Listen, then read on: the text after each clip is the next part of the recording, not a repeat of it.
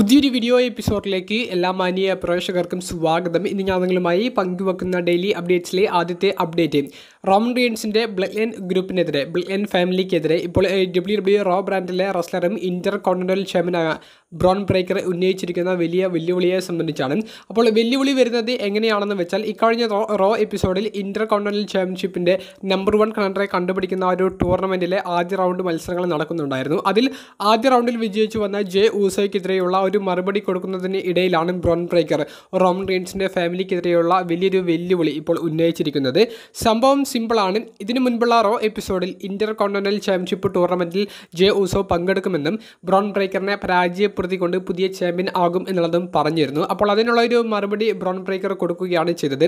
J Uso എന്നല്ല, ആ കുടുംബത്തിൽ നിന്ന് ആര് വന്നാലും താൻ പരാജയപ്പെടുത്തും എന്നുള്ളതും, തൻ്റെ ഫാമിലിക്ക് എതിരെ നിൽക്കാൻ നിൻ്റെ ഫാമിലിയിൽ ഒരാൾ പോലും ഇല്ല എന്നുള്ളതും, നിൻ്റെ ഫാമിലിയെ ഞങ്ങൾ തോൽപ്പിക്കും എന്നുള്ളതും, ഞങ്ങളുടെ ഫാമിലിയാണ് സ്ട്രോങ് എന്നുള്ളതുമാണ് ബ്രോൺ ബ്രേക്കർ അവിടെ ഒരു വെല്ലുവിളി പോലെ ഉന്നയിച്ചിരിക്കുന്നത്. അതിലൂടെ ഇനി ഭാവിയിലേക്ക് വരാൻ സാധ്യതയുള്ള കുറേയധികം സ്റ്റോറിയിലെ ഒരു തുടക്കം അവിടെയുണ്ട്. അതായത് brown breaker versus J Uso തമ്മിലുള്ള സ്റ്റോറി ഏകദേശം ഉറപ്പായ പോലെയാണ് നിലവിലുള്ളത്. അതായത് ഈ ഒരു ടൂർണമെൻറ്റിൽ പുതിയ നമ്പർ 1 കണ്ടറായി ജെ ഊസോ വരികയും ബ്രോൺ ബ്രേക്കറിൻ്റെ ടൈറ്റിലിന് ചലഞ്ച് ചെയ്യുകയും ചെയ്തേക്കാം. അതിനുശേഷം ബ്രോൺ ബ്രേക്കറും റോമൻ റീൻസും തമ്മിലുള്ള ആ ഒരു ഭാവിയിലെ മത്സരം വരാനും ബ്ലഡ് ലൈനിലെ മറ്റ് താരങ്ങൾക്കെതിരെ ബ്രോൺ ബ്രേക്കർ മത്സരിക്കാനും അത്തരത്തിലുള്ള എല്ലാവിധ സാധ്യതകളും ബ്രോൺ ബ്രേക്കറിൻ്റെ ഈ ഒരു വെല്ലുവിളിക്ക് ശേഷം ഇപ്പോൾ ഉയർന്നു വന്നിരിക്കുന്ന സ്റ്റോറി ലൈൻ്റെ സാധ്യതകളാണ്. എന്തായാലും ബ്രോൺ ബ്രേക്കറിൻ്റെ ഈ ഒരു വെല്ലുവിളി റെസ്ലിംഗ് ലോകത്ത് വലിയ ഇപ്പോൾ ചർച്ചാ വിഷയമായി മാറിയിട്ടുണ്ട്. അതിലുപരി ഇപ്പോൾ WWE പുറത്തുള്ള സില ഫാറ്റു എന്ന ഉമാഗയുടെ മകൻ ഈ വെല്ലുവിളിക്കെതിരെയുള്ള ഒരു മറുപടി കൊടുത്തിട്ടുണ്ട്. വാക്കുകൾ സൂക്ഷിച്ച് ഉപയോഗിക്കുക എന്നുള്ളതാണ് സില ഫാറ്റു പറഞ്ഞിരിക്കുന്നത്. അപ്പോൾ സ്റ്റോറി ലൈൻ പ്രകാരം ബ്ലഡ് ലൈൻ ഫാമിലിക്കെതിരെ ബ്രോൺ ബ്രേക്കർ പറഞ്ഞത് ബ്ലഡ് ലൈനിലുള്ള എല്ലാവരും ഏറ്റെടുത്ത് കഴിഞ്ഞിരിക്കുന്നു. അപ്പോൾ ഭാവിയിൽ കിടിലൻ സ്റ്റോറി നമുക്ക് പ്രതീക്ഷിക്കാം.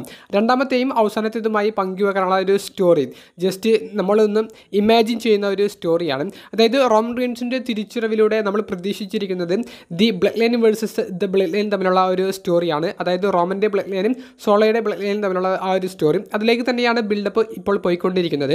എന്നാൽ അതിൽ നിന്ന് ഒരു ടേണിംഗ് പോയിന്റ് വരാൻ പോകുന്നതിൻ്റെ ഒരു സാധ്യത എന്താണെന്ന് വെച്ചാൽ, ബ്രോക്ക് ലെസ്നറിൻ്റെ ഒരു തിരിച്ചുവരവ് റോമൻ റീൻസിൻ്റെ ടാഗ് ടീം പാർട്ണർ ആയിക്കൊണ്ട് നടക്കുകയാണെങ്കിലോ എന്നുള്ളതാണ്.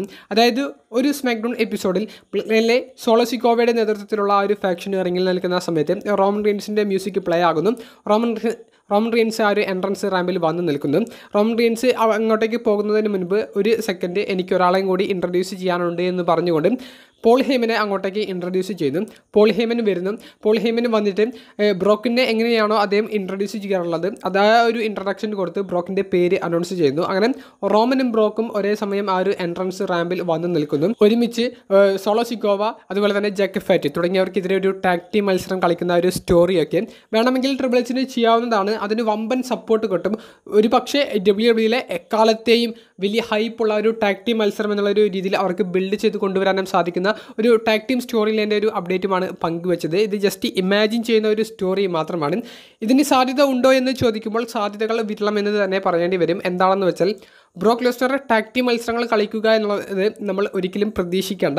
ബ്രോക്ക് നിലവിൽ ആക്റ്റീവായിട്ടുള്ള WWE സൂപ്പർ സ്റ്റാർ അല്ല.